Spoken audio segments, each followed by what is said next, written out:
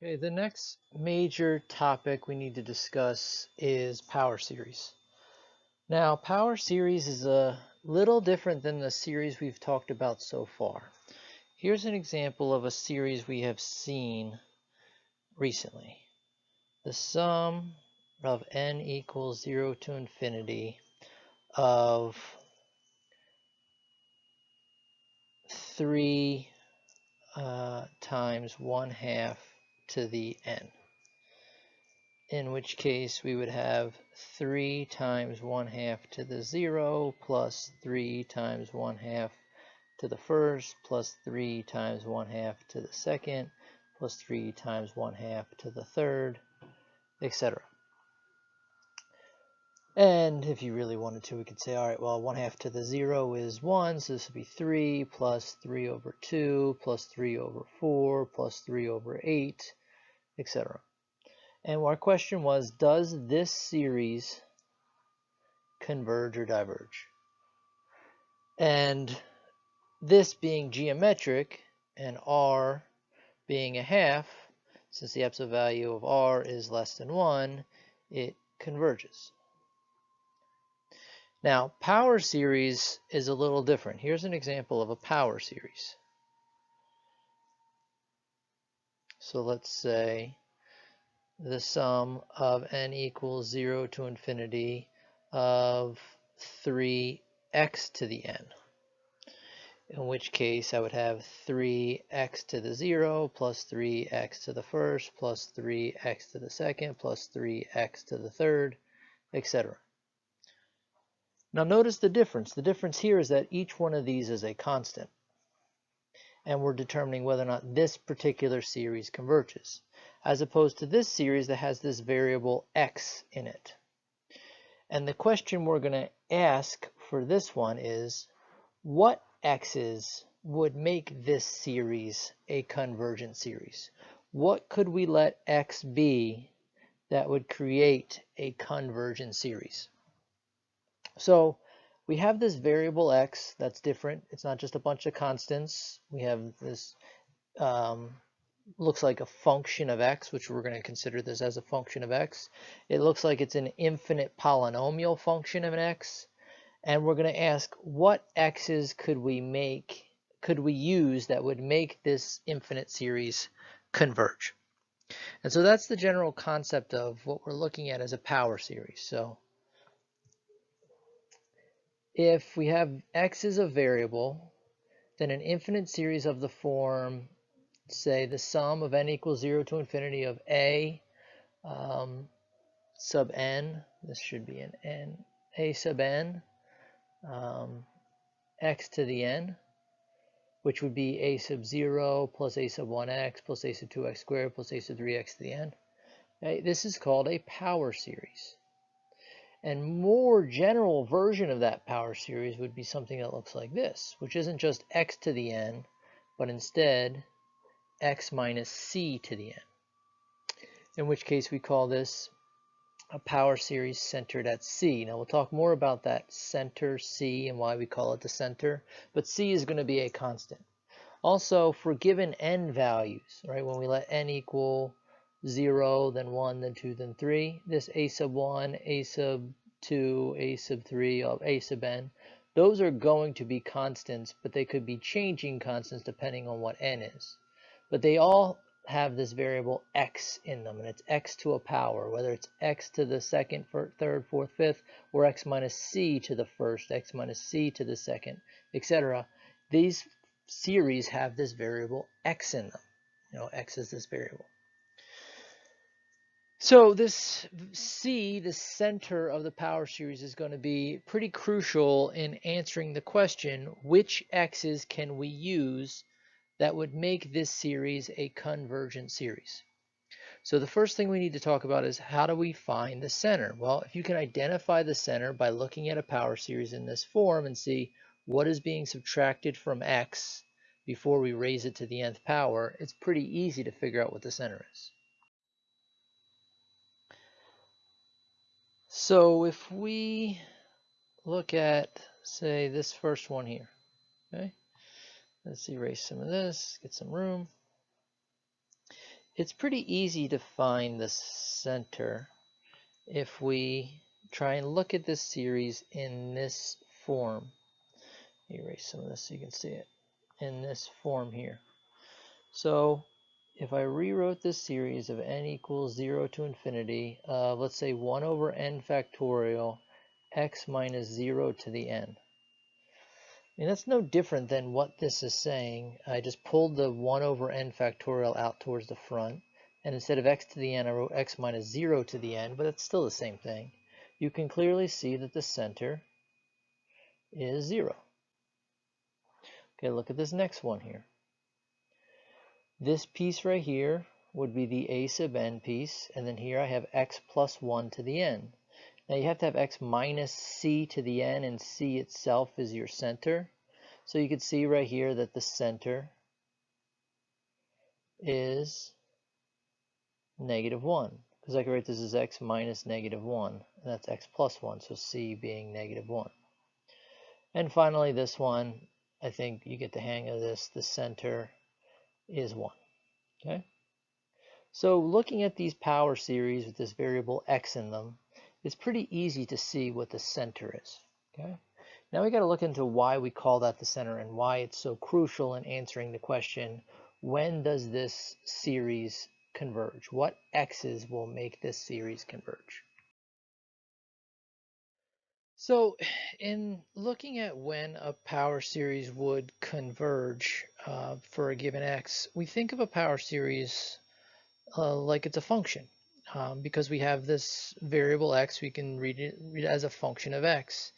And we look at this set of x's that we could use that would make the power series converge as the domain of the function. So, you know, we think of, okay, f of x is a function, and f of x has a domain, and the domain of that function is when that function exists. You know, which x's could we plug in that would give us a value, that would make this function have a particular value to it.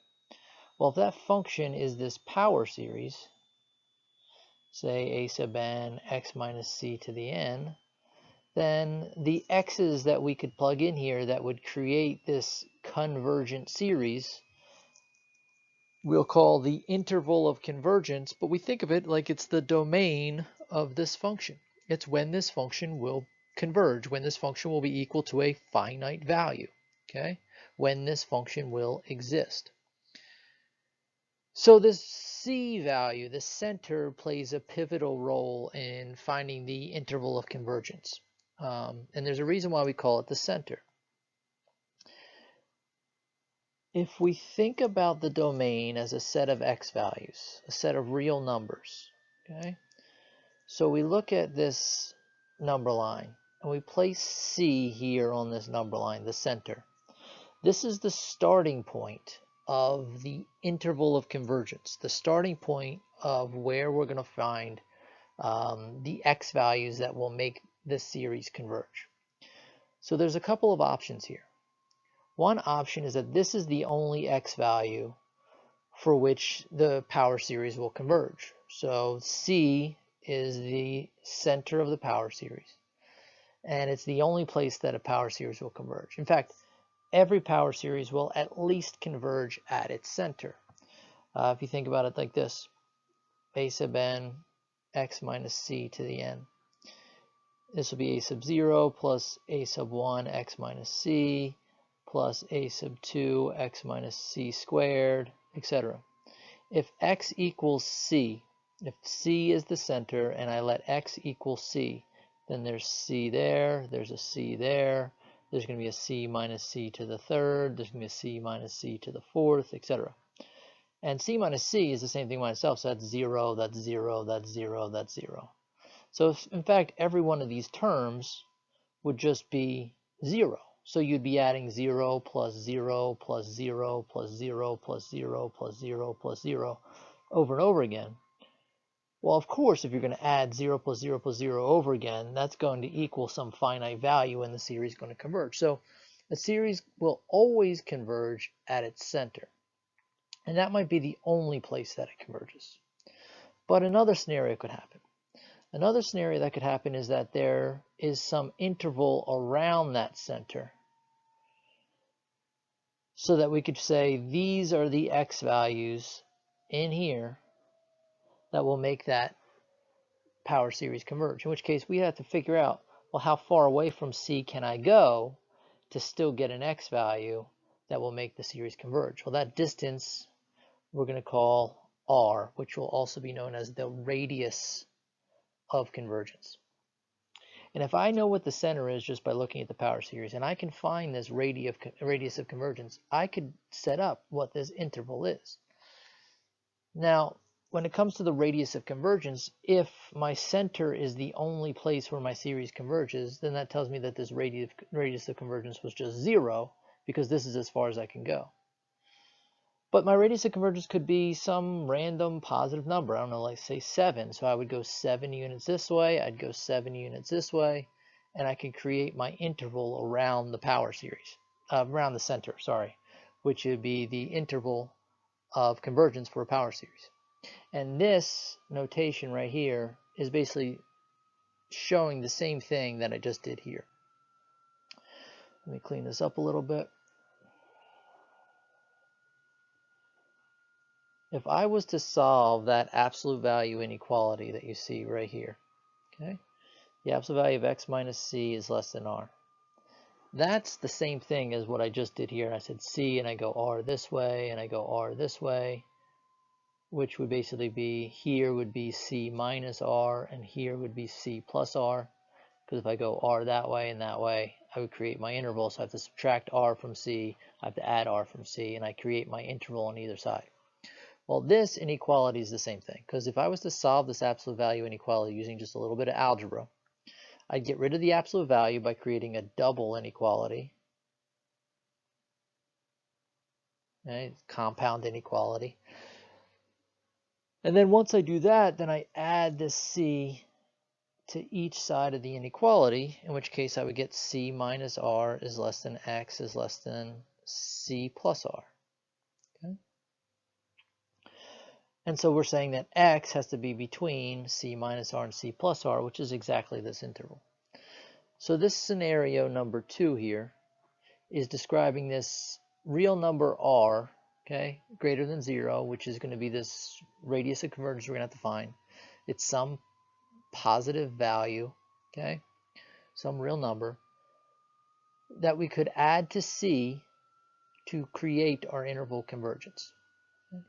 And anything outside of that, say over here and over here, anytime that this absolute value of x minus c is greater than r, our series is going to diverge. So here's all the values where it diverges, and everything in here are the x values where it's going to converge.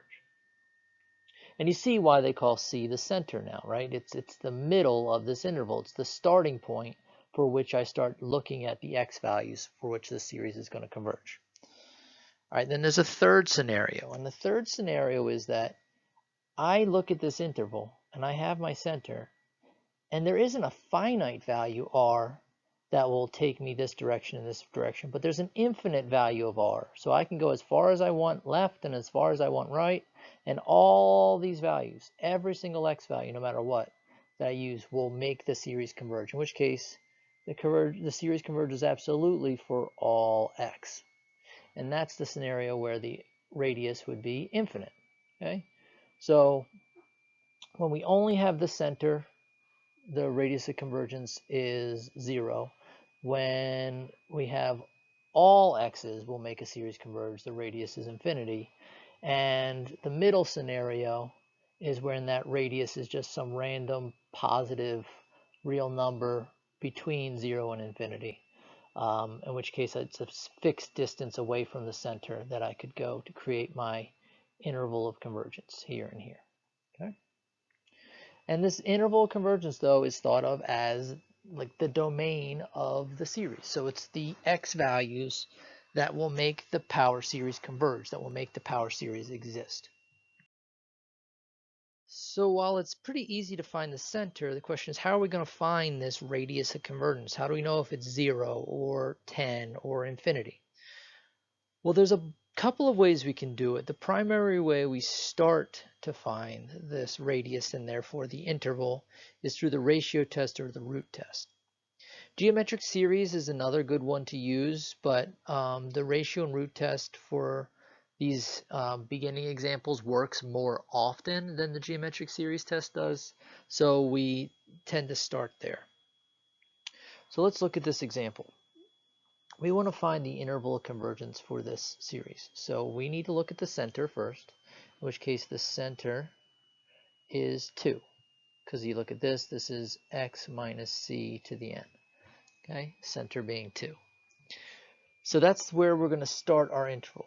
Now the question is, all right, if that's the first x value that I know is going to make this series converge, what are all the other x's? Can I go a certain distance this way and this way away from 2 and find this interval of all these x's in here that will make it converge? And if so, how far? So let's apply the ratio test to this series, in which case we have to take the limit as n goes to infinity of absolute value of a sub n plus 1 over a sub n. Remember, there are 3 possibilities that can happen. If we get something less than 1, it converges. Greater than or infinite, greater than 1 or infinite, it diverges. And the only problem with ratio test was if we were equal to 1, it was inconclusive. Okay? So let's see here. We take the limit as n goes to infinity of the absolute value of 3 times x minus 2 to the n plus 1 over 3 times x minus 2 to the n. Okay? A sub n plus 1, we have to add 1 to the n, not the x, the n, the index value. Okay? N's the thing that's changing. 1, 2, 3, 4, 5. Okay? So we add 1 to the n and then divide by a sub n. And we simplify. Well, if we simplify this, these 3's will cancel. X minus 2 to the n plus 1 over x minus 2 to the n would give us the limit as n goes to infinity of the absolute value of x minus 2. And you might say, well, we don't really need the absolute value similar to some of the things we saw before, but we do. Because remember, we don't know what x is. X could be 5, x could be negative 2, x could be negative 5, x could be 7. It doesn't matter. But depending on what x is, if this ended up being negative, this absolute value would make a difference. So we need to leave the absolute value on there. Now, if I'm going to do this limit, n is going to infinity. Now, if n is going to infinity, notice there are no more n's left in here because we canceled this x minus 2 to the n plus 1 over x minus 2 to the n. Remember, x minus 2 to the n plus 1 can be written as x minus 2 to the n times x minus 2 to the first. Multiply the bases, you would add the exponents. And so this x minus 2 to the n and this x minus 2 to the n canceled, and I was just left with an x minus 2 to the first up here in the numerator. Anyway, so if there's no more n's here, then this whole thing is one giant constant for n. So if I take the limit of a constant, I should just get that same constant again. So that's the answer for the limit. Now remember, we had these 3 scenarios when it came to the ratio test. So as long as this thing is less than 1, the power series will converge. Well, the question is, which x's will make this less than 1? And those are the x's that will be in my interval of convergence. Well, again, if you look at this, this doesn't look too different from the interval we talked about solving a second ago, which was the absolute value of x minus c is less than r. C being the center, remember the center was 2, in which case x minus 2 is less than 1. Well, by default, look at that. R is 1. And if I were to solve this, I would get rid of the absolute values by doing a double inequality. Place this value on the other side of the inequality, make it negative. Then solve this compound inequality by adding 2 both directions. So I would get 1 is less than x is less than 3. So these are the x's that would make this less than 1. And those are the x's that would make the series converge, which is exactly what we were looking for.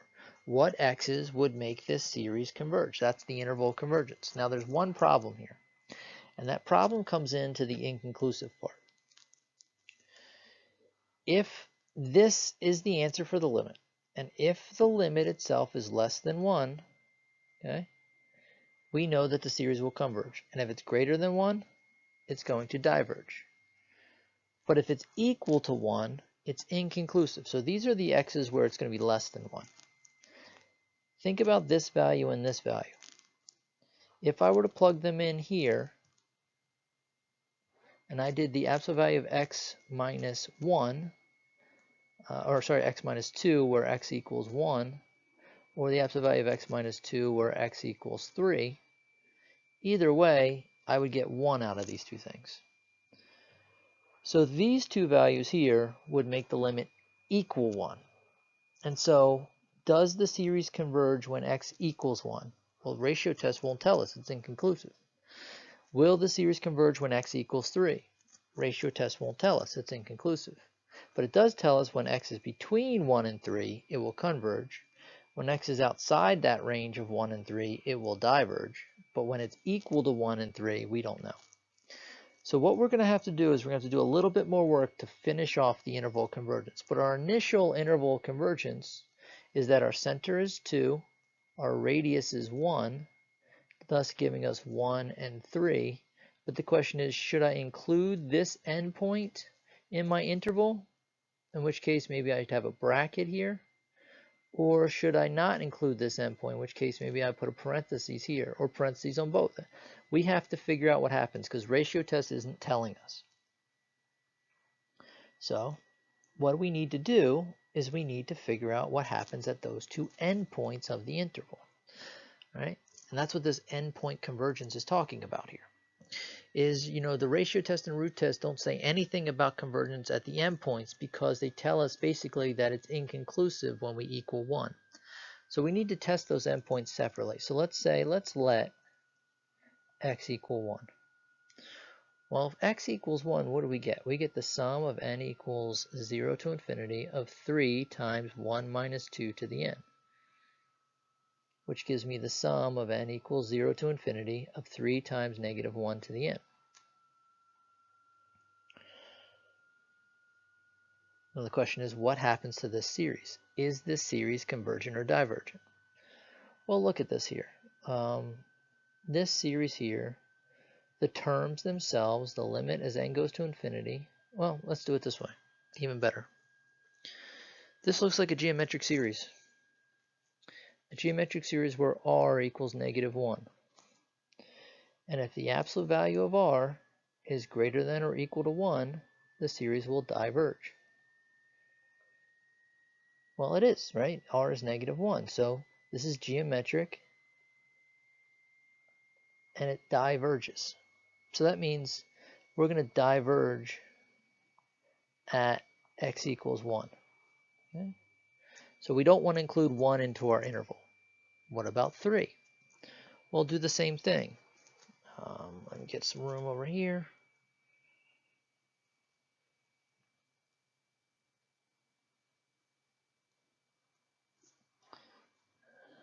Let's let x equal 3. We would get the sum of n equals 0 to infinity of 3 times 3 minus 2 to the n, which would give us the sum of n equals 0 to infinity of 3 times 1 to the n. Again, r is 1, absolute value of r is greater than or equal to 1, therefore it diverges by geometric series. So don't include 3 in your interval convergence.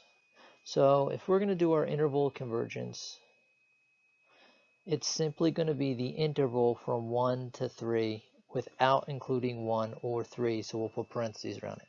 And any x value we choose inside this interval will make this a convergent series. Any x outside this interval would make this a divergent series. And so that's the concept of interval convergence.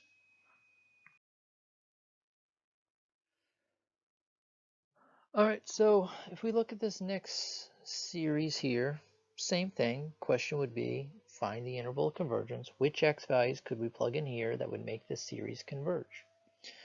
And so if we did the same thing, if I looked at this and did the ratio test, and I did the limit as n goes to infinity of the absolute value of n plus 1 factorial x to the n plus 1 divided by n factorial x to the n, which again, this is a sub n plus 1, and this is a sub n, okay, the n plus 1 term divided by the nth term.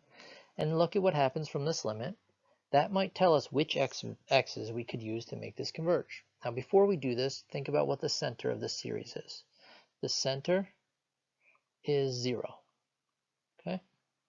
So we know that that's the one place for sure that this thing will converge. Now, where else? So we have 0 as our starting point. Where else could we go that would make this series converge from that center? Well, let's see what happens with this limit.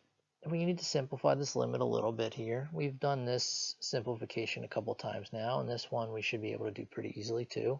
So we have the limit as n goes to infinity of the absolute value of n plus 1 will be left over from the simplification here times x to the first. Now, as far as this goes, absolute value. Remember, we know that n goes from 0 to infinity. So in this case, if n is from 0 to infinity, this is definitely going to be positive. But we don't know what x is. So what we could do is we could rewrite this limit as the limit as n goes to infinity of the absolute value of x times n plus 1. We don't really need the absolute value on the n plus 1 because we know n goes from 0 to infinity and this won't be negative. Now, also notice that this doesn't have any n's in it. So as far as n going to infinity, that's not going to do anything. That's going to stay constant. But if n goes to infinity here, this thing is going to go to infinity. So the limit is going to be equal to the absolute value of x times infinity. And the question is, which x's would make this less than 1? Which x's would make this greater than 1? And which x's would make this equal to 1? Okay? Well, think about this. Less than 1, this is the answer for the limit. The limit, which x's would make it less than 1 would make it converge. Is it possible that I can choose an x in here that would make it less than 1? In which case, the only one that we could choose would be 0. Okay? In which case, we already know that that's where the series is going to converge. Every other x I choose would make this happen. In which case, every other x is going to make it diverge. And we don't have to worry about this. So the only place where it's going to be less than 1 would be when x equals 0. All x other than 0 would make this happen. And therefore, the interval of convergence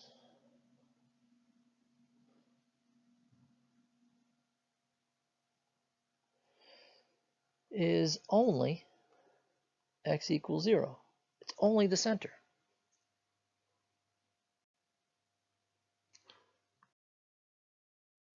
All right, so we saw two examples now, one where we had an interval between 1 and 3, one where we had essentially no real interval at all, only the center. And this is going to give us the third scenario, where we're going to basically get all real numbers as our interval. So our radius is going to be from negative infinity, our radius is going to be infinite, so our interval will be from negative infinity to positive infinity. But to see that, we have to do really the same thing that we've done with the previous examples, and that'll be the ratio test. So negative 1 to the n plus 1, x to the 2 times n plus 1 over 2 n plus 1 factorial. That whole thing is just the a sub n plus 1 term. Then we have to divide by the a sub n. Well, if we're dividing by a sub n, it's going to be a fraction, so let's already switch to flip and multiply.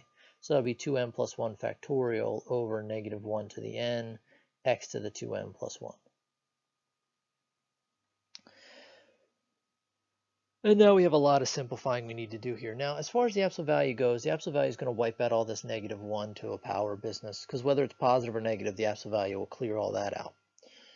But we still need the absolute value for some of these other pieces, so let's look at what we have. We have the limit as n goes to infinity of the absolute value of x to the 2n plus 3, that's this thing, times 2n plus 1 factorial over 2n x to the 2n plus 1 times 2n plus 3 factorial, and that would be this piece. Because 2 times n, 2 times 1, plus another 1. And we have to think about how's this going to simplify. Well, if we look at the x piece here, right, we could write this as x to the 2n times x to the third and x to the 2n times x to the first, because you would add the exponents together, so those will cancel. Now, as far as 2n plus 1 factorial and 2n plus 3 factorial, 2n plus 1 factorial would equal 1 times 2 times 3 all the way up to 2n plus 1 would be the last one. 2n plus 3 factorial would be 1 times 2 times 3 all the way up to 2n plus 3 would be the last term.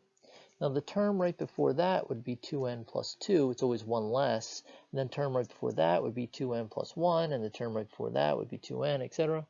So if you look at what this would be up to here, would be the same thing as what this is, and therefore they would cancel each other out, leaving me these extra two pieces.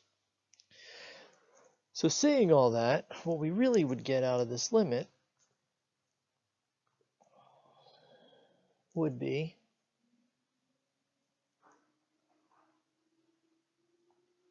the limit as n goes to infinity of the absolute value of x to the third over x to the first times 1 over 2n plus 2 times 2n plus 3. Okay.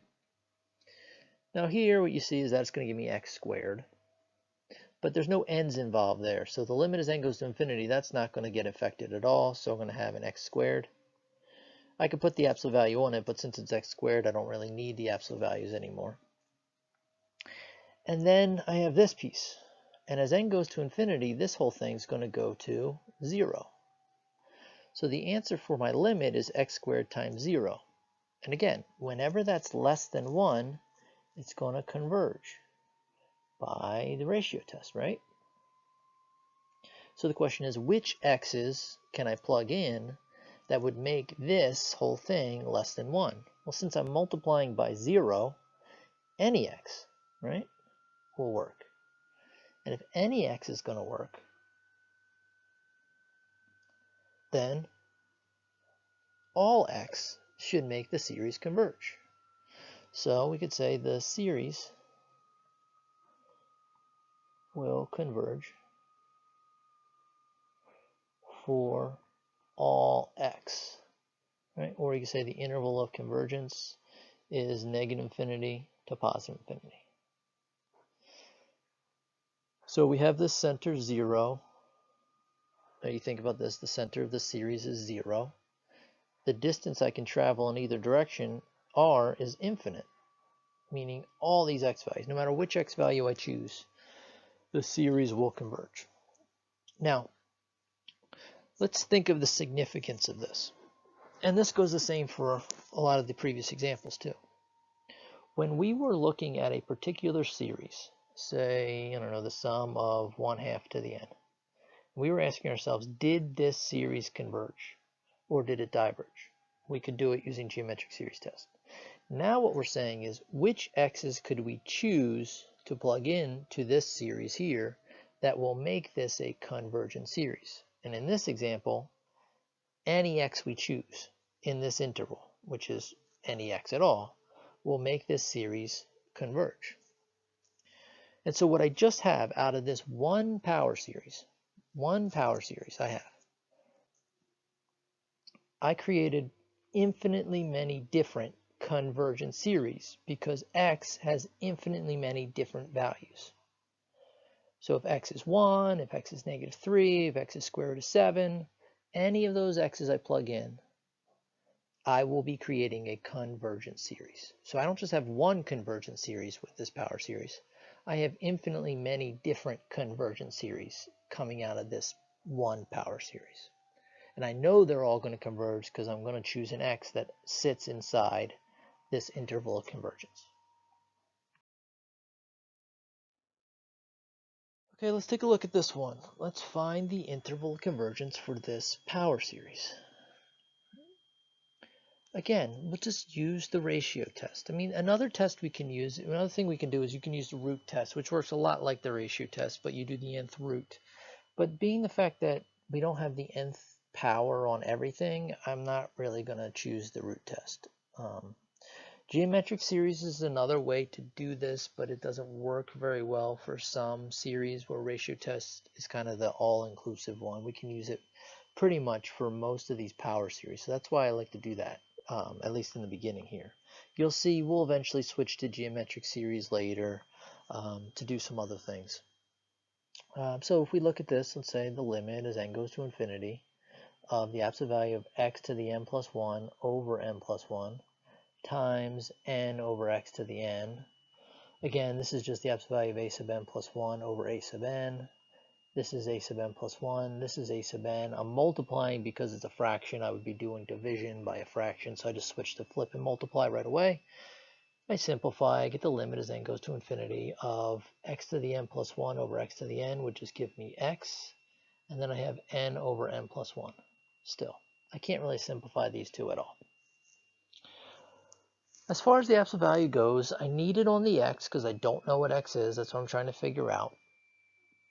I don't really need it on the n over n plus 1 because I know n goes from 1 to infinity. So I know this is positive. I know this is positive. So I could write this as absolute value of x. I can pull that all the way out because that doesn't have any n's in it. I can do the limit as n goes to infinity of n over n plus 1. And ultimately what I'm going to get is the absolute value of x times 1. This is going to give me 1 because I have the same power in the top and the bottom. The coefficient is 1 over 1. And so this is the answer I get for the limit. Remember, whenever this is less than 1, it's going to converge. And that's by ratio test, right? So the question is, which x's would make this less than 1? Well, again, solve the double inequality by going absolute value negative 1 is less than x is less than 1. Get rid of the absolute value by creating the compound inequality. Put this on the other side with a negative. And there you go. Those are the x's that when I plug it into the absolute value of x is less than 1 would make this less than 1. So these are the x's that will make my series converge. But what x's would make this equal to 1? Well, the endpoints would make it equal to 1. If I plug negative 1 in here, the absolute value of negative 1 would be equal to 1. If I plug 1 in here, the absolute value of 1 would be equal to 1. Remember, when you're equal to 1, you're inconclusive.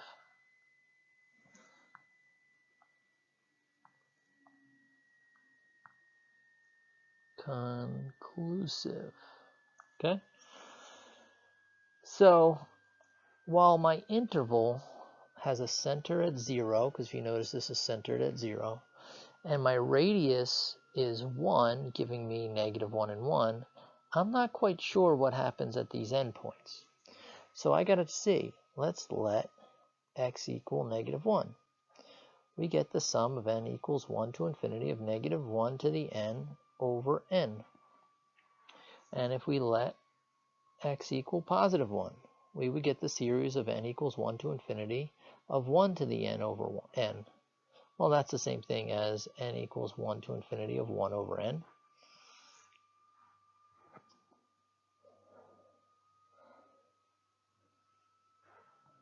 So look at each one of these series. Well, clearly this one we know, that's harmonic. And it diverges. So when x equals 1, we know it's going to diverge. So we definitely don't want that in our series, in our interval convergence. And how about this one? Well, that's not harmonic because of the negative 1 to the n. It's actually alternating. It's an alternating series that we've actually looked at before. The limit as n goes to infinity of 1 over n equals 0, and 1 over n plus 1 is less than or equal to 1 over n. Those are two criteria for alternating series. So this thing converges. So that means we do want that in our interval of convergence. This x value will make the series a convergent series, but this x value, when plugged in, will make the series a divergent series. So for our interval of convergence, we want to include -1, but not include +1. So our interval of convergence. Okay? And that happens sometimes. We saw an example previously where we didn't want to include either of the endpoints. We saw an example where now we include one of the two endpoints. Sometimes we're going to include both of the endpoints, in which case we'll put brackets on either one.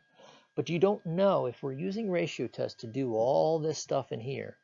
You have to test those endpoints because of the inconclusive nature of the ratio test.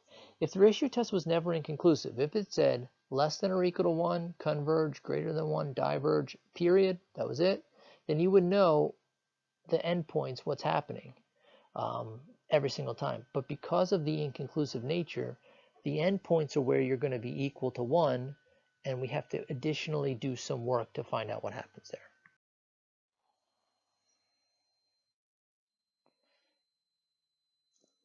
All right, so if we look at this one, same thing. Now here's one where I'm going to use the root test because everything is raised to the n.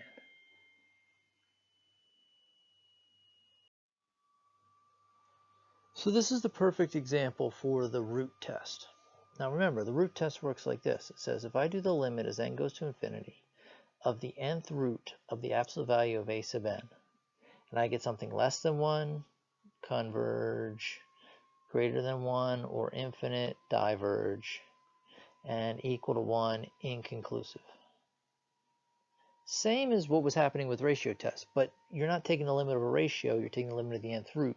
And since all these are to the nth power, that's why this is a good example to use the root test instead of ratio test. Now you could use the ratio test and you would get the same answer, but we can get through this a lot faster with the root test. So the limit as n goes to infinity of the nth root of the absolute value of -1 to the n, x plus 1 to the n over 2 to the n would be the limit as n goes to infinity of, well, the absolute value is going to handle that because the -1 to the n, no matter what, is going to be positive. The nth root and all these nth powers will cancel, leaving me just the absolute value of x plus 1 over 2. Now, none of that has an n in it, so the limit as n goes to infinity would just stay the absolute value of x plus 1 over the absolute value of 2, which is just going to be 2. And so there's the answer for our limit. Now remember, when that's less than 1, it's going to converge. Well, when's it going to be less than 1? Which x's could I plug in here that would make this less than 1? Well, I got to solve this inequality, and that's what we've been doing lately. So in order to do this, I got to get the absolute value off of this x plus 1. Well, the only way I can do that is if I get the x plus 1 by itself. So I have to move the 2 to the other side first. So this would give me the absolute value of x plus 1 is less than 2, because I got to multiply it over. Now that I have the absolute value by itself, I can get rid of the absolute value by doing a double inequality. So -2 is less than x plus 1 is less than 2. Now I subtract 1 from both ways. So I get -3 is less than x is less than 1. And there's your interval. Notice that the center of the series is -1. Okay. And we just came up with an interval -3 to 1. Well, what's this distance right here? It's 2, right? 2 this way gets me here to here. So my center is -1, my radius is 2. But when x equals 1 and when x equals -3, this thing right here will equal 1, which is the inconclusive part. So now I have to test x equals -3 and x equals 1. So if I plug those both into the original series, -1 to the n, x is going to be -3, which would be -3 plus 1 to the n over 2 to the n. And the other one, I get the sum of n equals 0 to infinity of -1 to the n, 1 plus 1 to the n over 2 to the n. I'll figure out whether or not each of these series converge and whether or not I want to include or not include negative 3 and 1. So I get the sum of n equals 0 to infinity of negative 1 to the n. This would give me negative 2 to the n over 2 to the n. Well, I can split this apart into negative 1 to the n and 2 to the n. So that'll allow me to cancel the 2 to the n's, giving me just the sum of n equals 0 to infinity of negative 1 to the n, and then another negative 1 to the n from here, which would then give me the sum of n equals 0 to infinity of negative 1 to the 2n, n plus n, okay, 2n. 2n's even, so this is essentially just going to be 1. Because negative 1 to an even power is always going to be 1. Now the question is, does this series converge or diverge? Well, I'll tell you that it diverges. Why? Nth term test. The limit as n goes to infinity of the terms, which are all just 1, don't equal 0. Okay? So the terms don't go to 0. The terms are 1. 1 plus 1 plus 1 plus 1 plus 1. So that's nth term.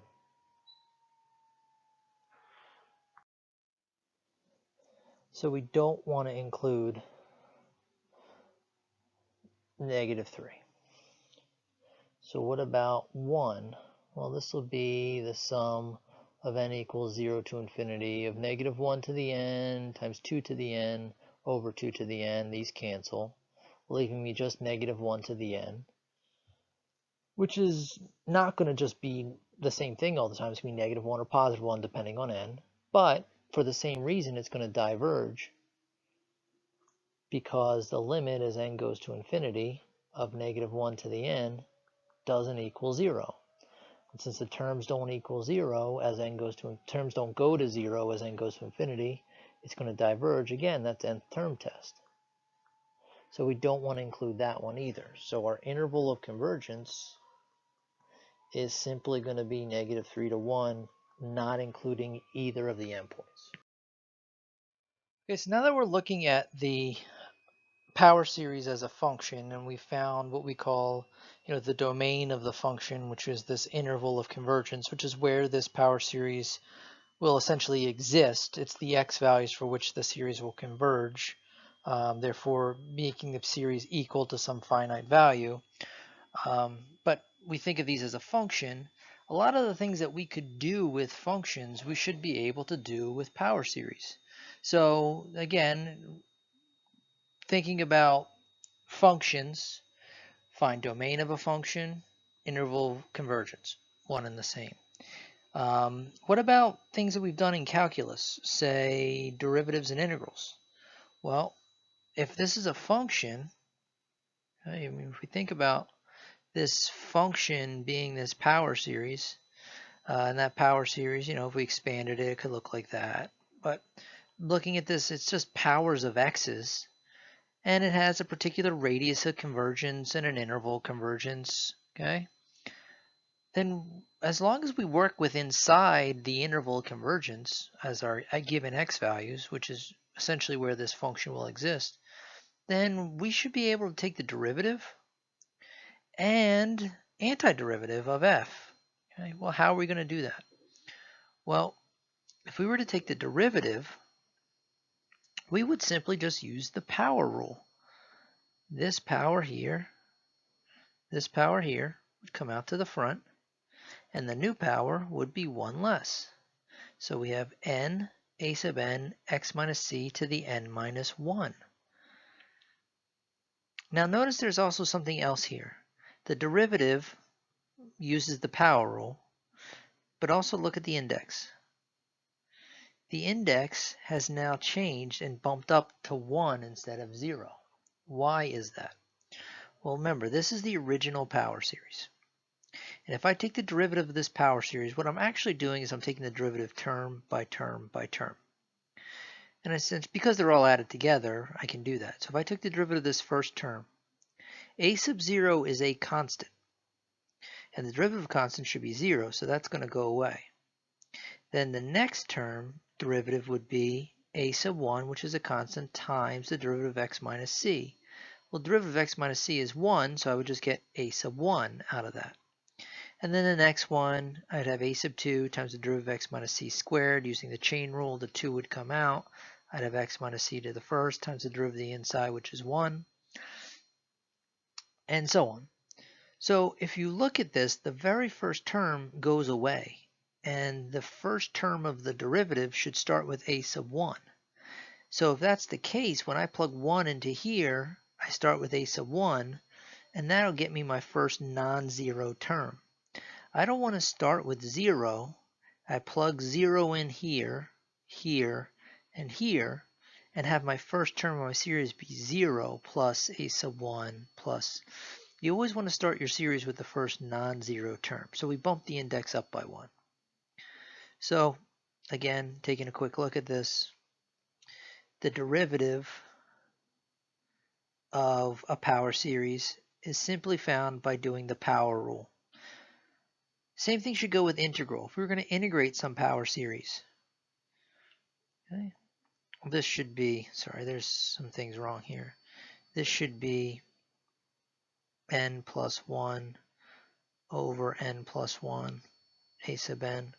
There's a lot of problems with that. I have to fix that. But anyway, what we would do to take the integral of a power series, write it again here, have the sum of n equals 0 to infinity of a sub n x minus c to the n plus 1 over n plus 1.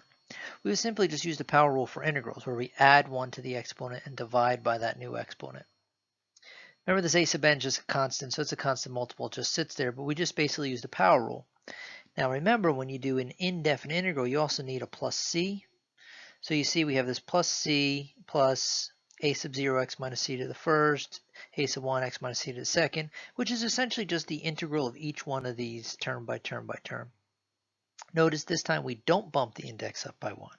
Because when we integrate, we don't lose terms, we gain terms. So that very first one, a sub 0, would then be a sub 0 x or x minus c, depending on what the center is.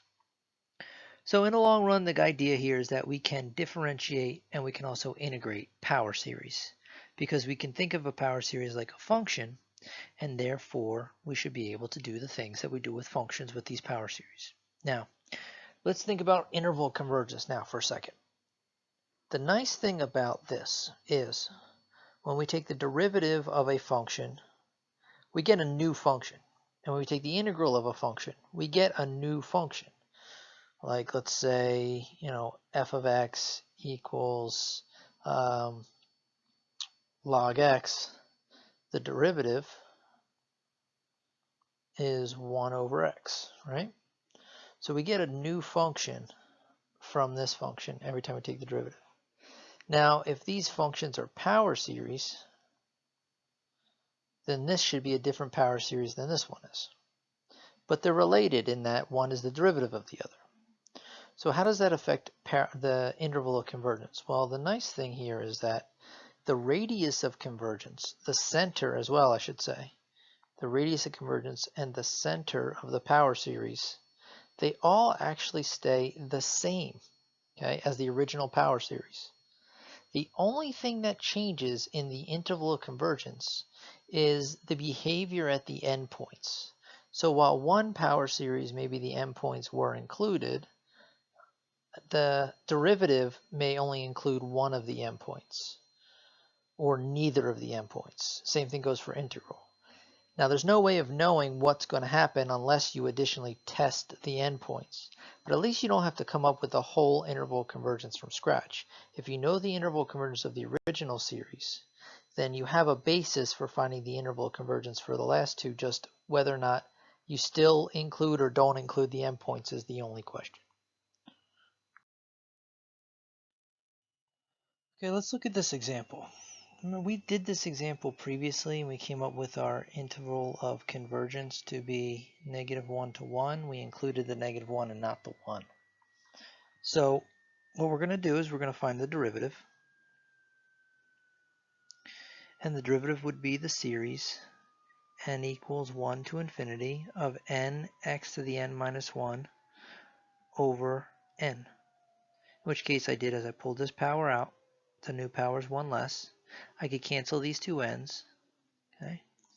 And I would get the sum of n equals 1 to infinity of x to the n minus 1. Now notice there was something here I didn't do that I talked about previously, and that was the index. When I took the derivative, notice the index didn't actually change. Now the reason why I didn't change it here, and I have changed it in the previously, I told you we're going to bump the index up by 1, is because look at this series. The very first term is not a constant.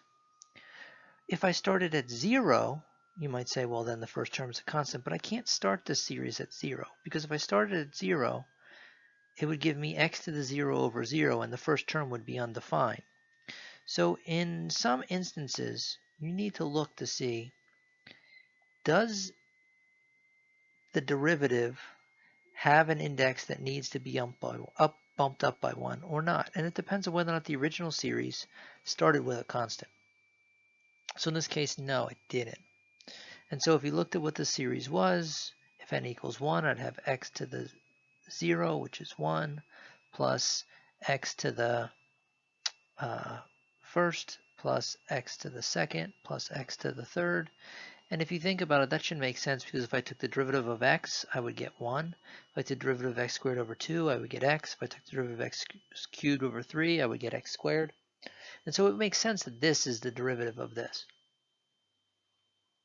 Now, if I was to take the derivative again, let's say the second derivative, noticing that the first term of the series is a constant, now what I'm going to do is I will bump the index up by 1, because I will lose that first term altogether. And my new series would be n minus 1, x to the n minus 2. And if I wrote that out, I would have 1 times x to the 0 plus 2 x to the first plus 3 x to the second plus 4 x to the third, etc. Which would also make sense, because the derivative of this would be 0. That would be in the front. I'm not going to write a 0 term. Derivative of this first one would be 1x to the 0, or just simply 1. Derivative of this term would be 2x. Derivative of this term would be 3x squared. So it would make sense that this is now the derivative of that. I could then say find the third derivative, fourth derivative, and all I keep doing here is the power rule. So I take this power, bring it out to the front, and the new power is 1 less than it was before. So you can take the derivative of a power series. Now let's go take a look at interval convergence. This is the interval convergence of this series. Again, we found that a few minutes ago when we were looking at finding interval convergence for this specific series. So then I can say, well, what's the interval convergence for this power series or this power series? Because these are new power series. This is the derivative. This is the second derivative. Well, this is the basis for the interval convergence. The question is, should I include the endpoints in this one? So maybe it's -1 to 1, including both of them, or maybe I don't include the endpoints at all on this one. And the only way to know really is to test those endpoints in the actual series. So if I looked at it and say this series right here, the derivative, let x equal -1. So I'd have the sum of n equals 1 to infinity of -1 to the n minus 1.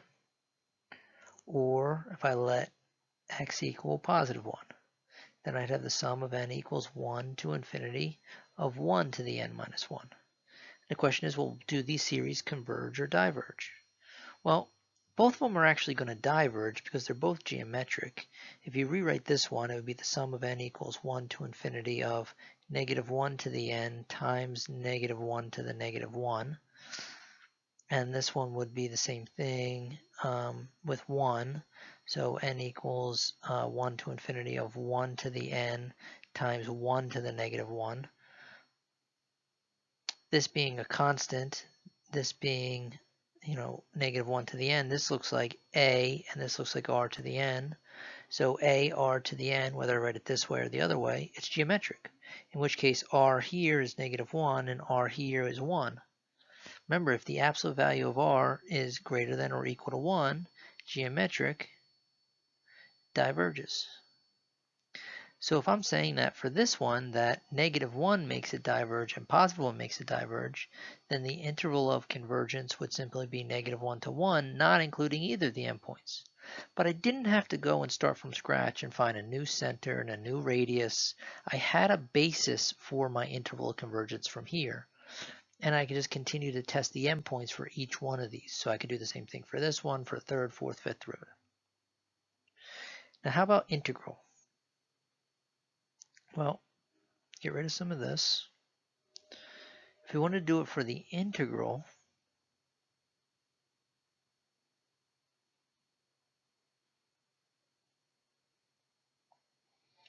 we could say, well, the integral of f of x is going to be c plus the sum of n equals 1 to infinity of x to the n plus 1 over n times n plus 1. Here we add 1 to the exponent and then divide. And again, if you kind of looked at what this series would look like, it would be c plus, if n equals 1, I would have x to the second over 1 times 2, which is really the derivative of the first term, x to the second over 2. Then I have x to the third over 2 times 3, which would be the derivative of the second integral of the second term. And that would continue on. I have this plus c in the front because every time you integrate, you have an extra constant. And again, if I said, all right, well, what about this? What's the interval convergence? I could do the same thing. I just have to test the endpoints. Now, the only real trick is you would have to figure out what C is, but you don't really need that necessarily. In that C is going to be some random constant, but we would have to still figure out what the interval convergence for this is, but we have a basis to do it. So that's the nice thing about the interval convergence. But right now, the only thing I want to get you to look at is that we can take the derivative of each one of these power series as well as the integral, and we would get another power series. And we simply do it by doing the power rule.